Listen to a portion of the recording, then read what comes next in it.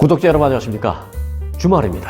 네, 그래서 오늘은 정보성 소식으로 몇 가지 좀 간추려 드릴까 합니다. 네, 바로 첫 소식입니다. 뉴욕의 관문인 존 F 케네디 국제공항의 한 터미널이 어제까지 이틀째 문을 닫아서 대혼란이 벌어졌습니다. 이 공항 측은 트위터를 통해서요, JFK 1 터미널이 전기 문제로 인해서 이틀 동안 계속 폐쇄됐다라고 밝혔습니다. 이로 인해서 1터미널을 이용하는 글로벌 주요 항공사들의 국제선 운항에 큰 차질이 빚어졌고요. 차질은 물론 이 항공편이 취소되거나 중간에 회항하는 등의 대혼란이 빚어졌습니다. 자, 바로 대한항공 아시아나 알아봐야 되겠죠? 네, 대한항공과 아시아나 항공도 어제 인천에서 뉴욕으로 가는 항공편이 취소되기도 했고요. 또 4터미널로 옮겨서 이 변칙 운항을 하는 등 여러 가지 이제 많은 일이 있었습니다. 그래서 이제 한국인 승객들이 많이 불편을 겪었습니다. 인천에서 출발한 뉴욕행 항공편 한 대는요, 또 인천에서 출발한 후에 운행 도중 태평양 상공에서 다시 인천으로 돌아가기도 했습니다. 공항 1터미널에서는 한국 항공사들뿐만이 아니라 사실 에어프랑스, 일본항공, 루프트한자, ITA, 중국 국제항공 등 여러 나라의 국제항공사들이 국제선을 운항하는데 이들도 다 큰 불편을 겪었습니다. 이들 항공사들도 예정됐던 항공편을 취소하거나 4터미널 또는 뉴저지 뉴워크, 리버티 국제공항 등 인근 다른 공항으로 가거나 변경을 하면서 대혼란이 빚어지기도 했습니다. 이 에어 뉴질랜드 승객들은요, 하늘에서 16시간을 맴돌다가 결국 내리지 못하고 다시 또 다른 데로 돌아가는 회항을 하기도 했습니다. 무려 하늘에서 빙빙빙빙 도는 거를 한두 시간도 아니고 16시간을 돌다가 결국은 다른 데로 갔어요. 이 터미널이 이틀 연속 문을 닫은 것은요, 다용도실에서 이 전기 패널 문제로 처음 작은 화재가 발생하면서 생긴 정전 때문이었던 겁니다. 이 소식을 전하다 보니까요, 기억나시나요? 약 한 2주 전 LA 공항의 정전 사태와 판박이다라는 생각을 지울 수가 없었습니다. 그때도 이유를 알 수 없는 원인에 의해서 정전이 되면서 공항이 완전 대혼란이었는데요. 다행히 큰 사고는 없이 복구는 됐습니다만은 그 소식을 전하면서 제가 조심스럽게 그때 언급한 게 있었죠. 네, 테러가 꼭 폭탄을 터뜨려야만 테러가 아닙니다.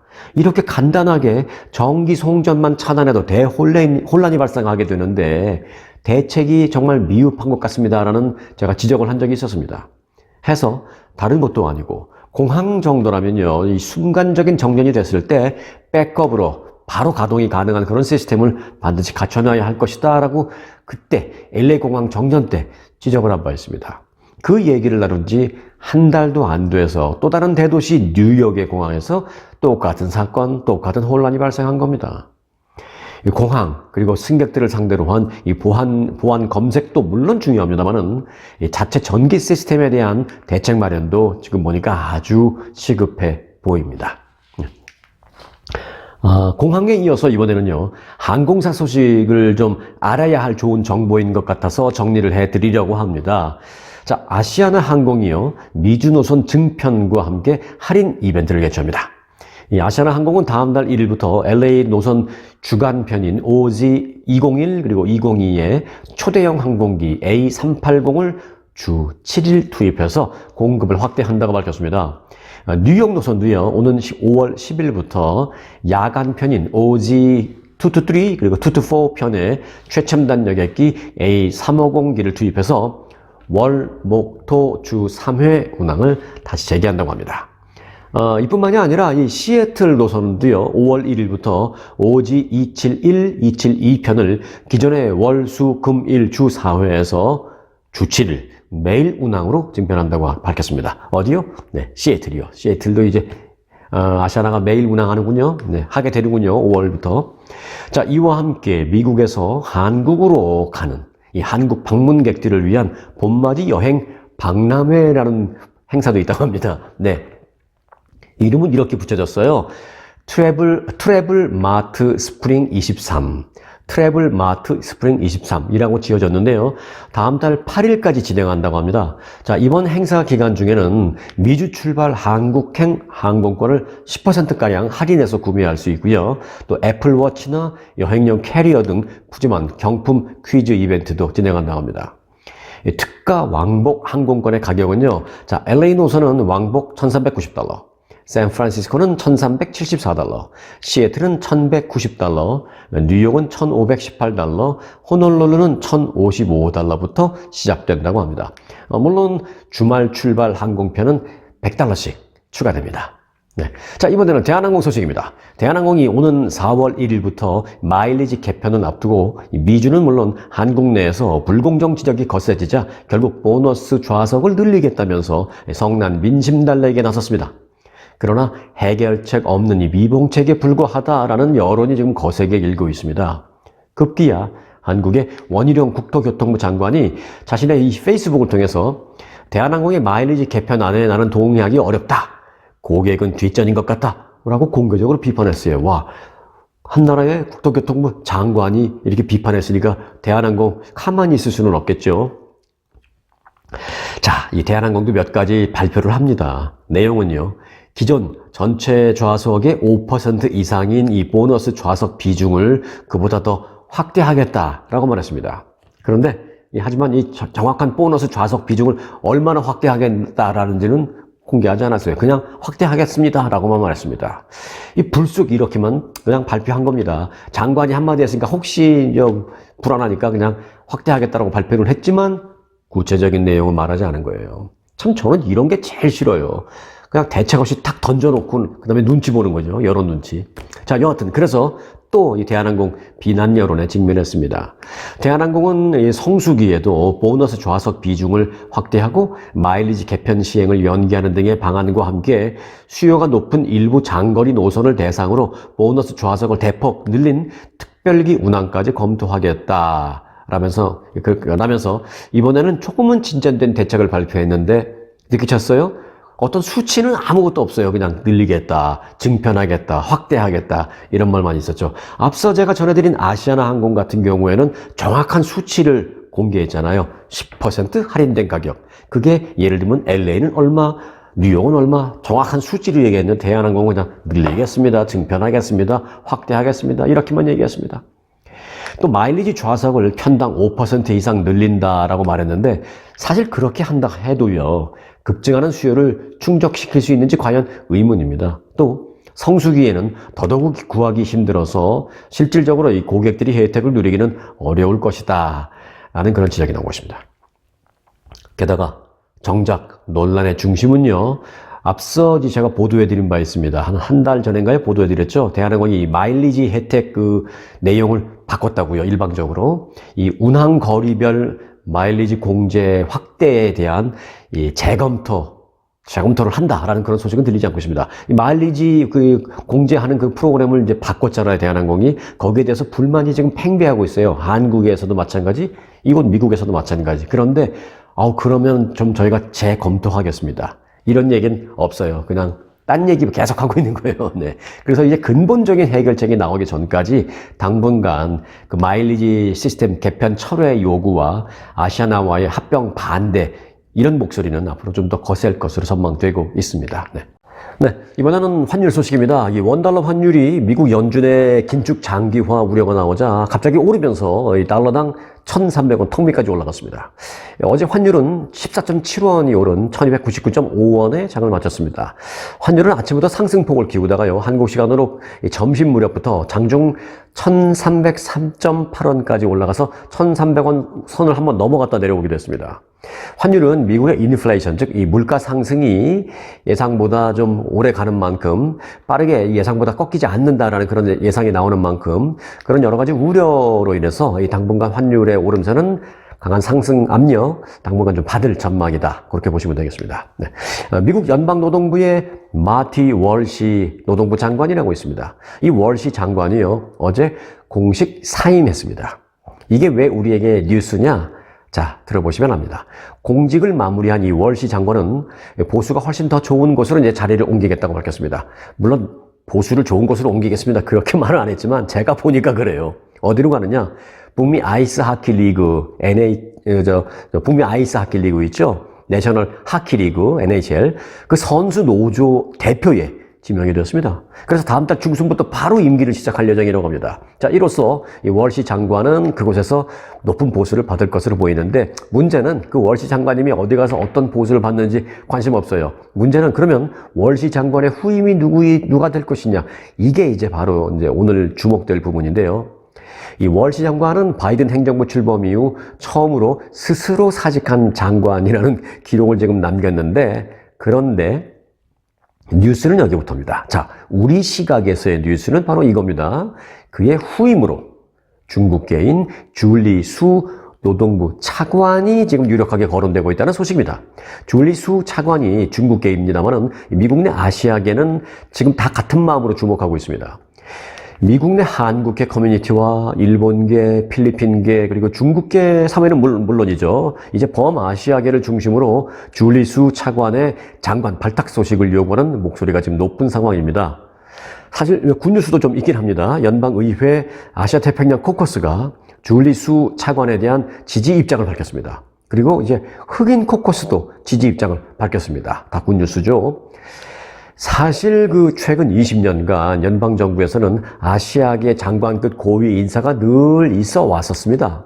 그런데 현 바이든 대통령은 인종과 성비를 반영한 미국스러운 행정부를 만들겠다라고 말로만 공약했지 현실은 지금 그렇지 않습니다. 돌아보면 이 빌 클린턴 행정부 이래 늘 이 태평양 제도 출신을 포함한 이 아시아계 인사가 장관급에 최소한 한 명은 있었습니다. 이 버락 오바마 행정부 때는요, 무려 아시아계 장관이 3명 있었습니다. 그리고 도널드 트럼프 행정부에서도 일레인 차오 교통부 장관과 그리고 니키 헤일리 전 유엔 대사 등 장관급 2명 있었습니다. 연방정부에서 20년 만에 아시아계 장관이 지금 없는데 다시 탄생할지 주목되는 순간입니다. 그리고 요거는 참고로 전해드리는 건데요. 내년에 있을 미국 대통령 선거에 출마하겠다라고 밝힌 사람 중에 한 명이 바로 제가 방금 전에 언급을 했던 이 니키 헤일리라는 사람입니다. 그의 이 full name은 님나타 니키 란다와 헤일리. 좀 길죠? 그냥 정치권에서 그래서 줄여서 니키 헤일리라고 부르는데요. 이름에서 알 수 있듯이 인도계 부모를 둔 정치인입니다. 주지사도 했고요. 또 유엔 주재 미국 대사도 했습니다. 내년 대통령 선거에 그러니까 이제 인도계, 크게 보면 아시안계 후보가 나서게 되는 겁니다. 그가 당선되면 두 가지가 한꺼번에 새롭게 기록을 쓰게 됩니다. 자, 최초의 아시안계 미국 대통령이 탄생할 수 있고요. 그리고 두 번째 최초의 여성 미국 대통령이 탄생하게 됩니다. 두 마리 토끼를 과연 잡을 수 있을지 주목되는 순간입니다. 짧게 참고 뉴스 제가 전해드렸습니다. 네. 미군 F-16 전투기가 지금 미국 영공에서 아무런 무장도 하지 않은 미확인 비행체를 한 번에 격추하지 못해서 값비싼 미사일 한 기를 낭비하는 대굴욕을 겪은 것으로 드러났습니다. 무슨 얘기냐? 중국 풍산 격추할 때의 얘기예요. 자, 존 커비 국가안보회의 조정관은 엊그제 브리핑에서 이렇게 말했습니다. 지난 12일 발사된 첫 미사일이 표적을 빗나갔습니다. 이 미사일은 아무런 해를 끼치지는 않고 바로 호수에 빠졌습니다. 라고 말했습니다. 무슨 말이냐? 앞서 이 미국 국방부는요, 미시간주 휴런 호수 상공에서 공군 F-16 전투기가 공대공 미사일로 구조물을 격추했다라고 밝힌 바 있습니다. 그 구조물은 이제 중국 풍선을 얘기하는 거죠. 그런데 이제 마지막 격추 대상이었던 한 비행체에 헛발질을 한 겁니다. 그런데 그 사실은 그때 발표할 때는 쏙 빼놓고 발표했어요. 8개 비행체를 다 격추시켰다라고 말했습니다. 빗나간 이 공대공 미사일 가격은요, 그런데 한 기에 약 40만 달러에 이릅니다. 풍선 하나 제거한다고 전투기까지 출격해서 40만 달러짜리 미사일로 헛발질을 한 미국의 탑건이 망신을 당했습니다. 네. 자, 탑건, 망신. 탑건 잘 아시죠? 영화도 있습니다만, 이제 전투기 조종사, 탑건이라고 부르는데, 엄청난 돈을 들여가지고 그 풍선 하나 쏘러 올라갔는데, 그 조종사, 그 풍선 하나 못 맞히고 헛발질 한 거예요. 그래서 좀 망신을 당했습니다. 네. 망신 당할 만한 일은 또 있습니다. 전 세계에 있어서 가장 강력한 정보망, 가장 강력한 수사력을 갖고 있는 곳이 바로 연방수사국 FBI잖아요. 그런데 이 FBI 컴퓨터 시스템이 해킹 공격에 노출됐습니다. 다시 말해 해킹 당했습니다. 그래서 이제 누가 해킹을 했는지 지금 배후 수사에 착수했습니다. 소잃고 외양간 고치고 있습니다, 지금. 네. FBI 뉴욕 지부에서 수사에 사용하는 컴퓨터 시스템에서 해킹 공격이 감지되었습니다. 이 해킹은 아동 학대 수사 과정에서 촬영된 영상을 대상으로 이 해킹이 이루어졌는데, 당국은 배후 수사에 착수한 상태입니다. 그런데 아직 찾아내지는 못했습니다. 사실 이 FBI를 포함해서요, 미국 정부를 대상으로 한 해킹 위협은 지속적으로 발생해 오는 일입니다. 특히 이제 북한을 포함해서요, 중국, 러시아, 이란 등 적대국 해커들의 단골 공격 대상이 미국 정부 기관, 그리고 특별히 FBI입니다. 지난 연말에는 이란 정부의 지원을 받는 해커들이 미국 정부 기관 네트워크에 침입해서 비밀번호를 훔치고 암호화폐를 생성하는 소프트웨어를 설치했다가 뒤늦게 적발되기도 했습니다. 최근에는 또 미국 항공사의 허술한 이 보안으로 인해서 FBI 테러 감시 센터에 150만 명이 넘는 비행 금지 승객 명단이 고스란히 공개됐습니다. 이건 뭐 미국 뉴스에서는 그런 해프닝이 벌어졌다라고 말하는데 이건 해프닝이 아니에요. 이건 대사건입니다. 2021년 11월에는요, FBI 정식 이메일 계정을 사용해서 수천 개 기관에 음란 이메일을 배포하는 사건까지 발생한 바 있습니다. FBI의 이름으로 해서 정부 기관 그리고 수천 개 기관에 뭔가가 이메일이 갔는데 이메일을 받은 사람은 딱 보니까 FBI가 보낸 거로 되어 있어요. 이건 뭐지? 뭘 공지하는 건가? 연방정부 차원에서 뭐 중요한 공지할 게 있나 하고 들어가 봤더니 음란 이메일이 나오는 겁니다. 이런 일까지 있었어요. 하늘에서는 탑건이 망신, 땅에서는 컴퓨터 보안이 망신을 당한 셈입니다. 네. 어제 보도해드린 바 있는 이 마이크로소프트가 개발한 인공지능 챗봇인 빙이 질문을 하는 인간에게 소름 돋는 답변을 했다는 사실, 이 IT 전문 케빈 루스 교수가 AI 챗봇을 탑재한 빙과 2시간 동안 나눈 깊은 대화에서 이 같은 일이 발생했다는 소식 전해드린 바 있죠. 이 루스 교수가 이런저런 전제를 하면서 이제 유도 질문을 하니까 인공지능 빙은 갑자기 이렇게 말했습니다.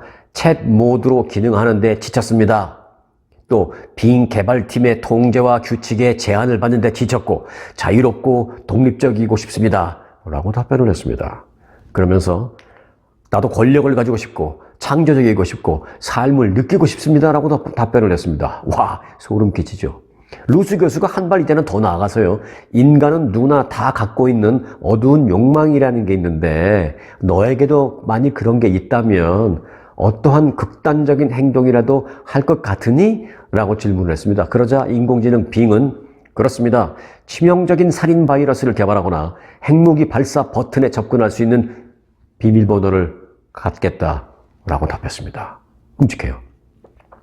이처럼 문제가 발생하자 이 개발 회사인 마이크로소프트 측은 빙과 사용자의 대화가 이상한 영역으로 넘어가기 전에 대화의 길이를 제한하는 방안을 고려하겠다라고 말했습니다.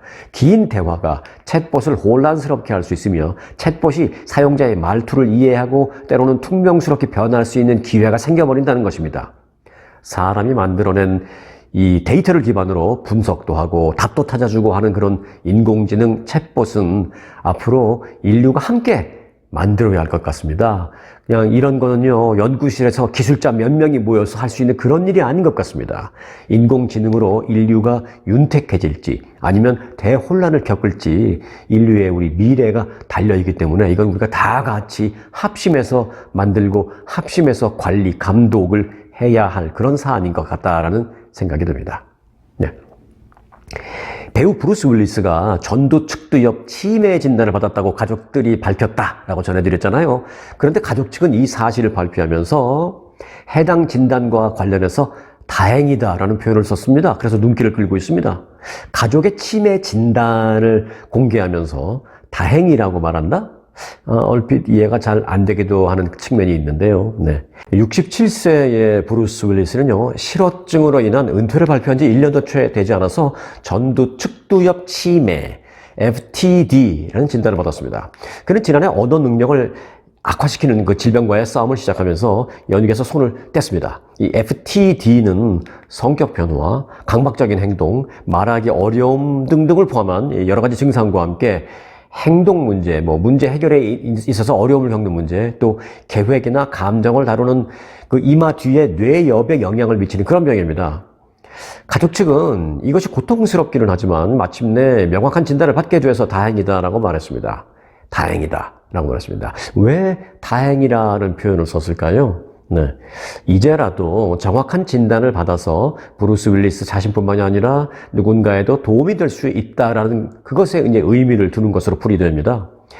전두 측두엽 치매, 전두 측두엽 치매, 영어로는 FTD라고 하는데 이거는 우리 중에 많은 사람들이 들어본 적이 없는 그런 질병입니다. 그냥 치매 하는데 사실 종류가 많아요. 그 중에 하나입니다. 그런데 이제 이 병은 누구에게도 타격을 줄 수 있는 그런 거라고 합니다. 특히 60세 미만의 사람들에게 이 FTD는 치매의 가장 흔한 형태입니다. 예를 들어서 60세가 안 된 비교적 젊은 나이인데 치매 진단을 받았습니다. 또는 누가 봐도 좀 치매인 것 같은 그런 느낌. 그런 경우에 대다수가 이제 이 FTD라는 병을 갖고 있다는 것입니다. 이 때문에 이 FTD는 우리가 알고 있는 것보다 훨씬 더 널리 퍼져 있다는 게 전문가들의 진단입니다. 안타까운 것은요, 지금까지 이 전두 측두엽 치매, 이 FTD에 대한 치료법은 없습니다. 그리고 앞으로 몇 년 동안 변화할 수 있기를 바라는 것도 사실은 쉽지는 않습니다. 그저 조금이라도 나은 약이라도 좀 나올까, 진전을 좀 멈춰줄 수 있는 그런 약이라도 나올까, 치료까지는 아니어도 그런 정도입니다, 지금. 브루스 윌리스의 가족 측은 브루스 윌리스의 상태를 솔직하게 공개함에 따라서 미디어의 관심이 커졌고 또 이로 인해 대중의 관심도 커졌으며 그 결과 더 많은 연구가 필요한 이 질병에 빛을 비추어주는 계기가 됐으면 좋겠다라고 말을 했습니다. 그래서 다행이다라는 표현을 쓴 게 그런 측면에서 다행이다라는 표현을 썼구나라는 가족들의 심정을 좀 이해할 수 있겠습니다. 네. 끝으로 중국 사람들 때문에 순환을 겪고 있는 우리의 김치 얘기를 좀 전해드리고 마치려고 합니다. 유럽의 한 유명 마트에서 판매되는 김치에 중국에서 기원했다는 문구가 쓰여 있는 것으로 알려졌습니다. 최근 유럽에 거주하는 몇몇 한인들 가운데 여러 명이 이 SNS를 통해서 제보를 했는데요. 유럽 내 마트에서 판매되는 김치에 관한 것이었습니다. 내용인즉 유럽의 한 유명 마트 체인점에서 김치를 팔고 있는데 중국에서 기원했다라는 문구가 버젓이 쓰여 있는 상황에서 이게 판매되고 있다는 것입니다. 이들은 직접 사진을 찍어서 SNS를 통해 공유하기도 했습니다. 사진 속에는 보시는 대로 아시아 그린 가든이라고 이 브랜드 이름이 적혀 있는데 이 아시아 그린 가든이라는 브랜드는 독일의 대형 마트 체인 업체인 알디에서 생산한 자체 브랜드입니다. 그런데 여기서 문제는요, 이 브랜드 로고와 함께 김치라고 쓰여져 있는 그 사이, 보이시죠? 차이니스라고 쓰여 있고요. 또 보이시죠? 더 큰 문제는 독일어와 그리고 이탈리아 두 나라 언어로 중국에서 기원했다라는 문구가 버젓이 쓰여 있는 것입니다. 이렇게 유럽 한복판에서 어떻게 이런 일이 벌어질 수 있는지 참 충격입니다. 이에 따라서 이 소식을 접한 한국의 홍보 전문가 서경덕 성신여대 교수는요, 업체 측에 항의 메일을 보냈습니다. 그리고 해당 제품의 판매 중지를 요청했습니다. 아직 답은 못 받았습니다.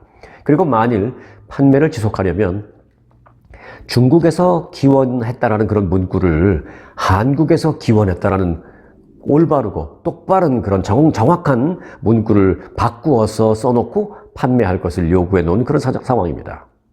이 독일 업체가 정말 몰라서 그랬을까요? 아님 그 독일 업체가 이런저런 경제적인 그런 연결고리가 중국과 워낙 밀접하게 연결되어 있기 때문에 어떤 돈의 논리, 힘의 논리에 의해서 알고도 눈 감은 건 아닐까요? 그것도 주목됩니다. 네.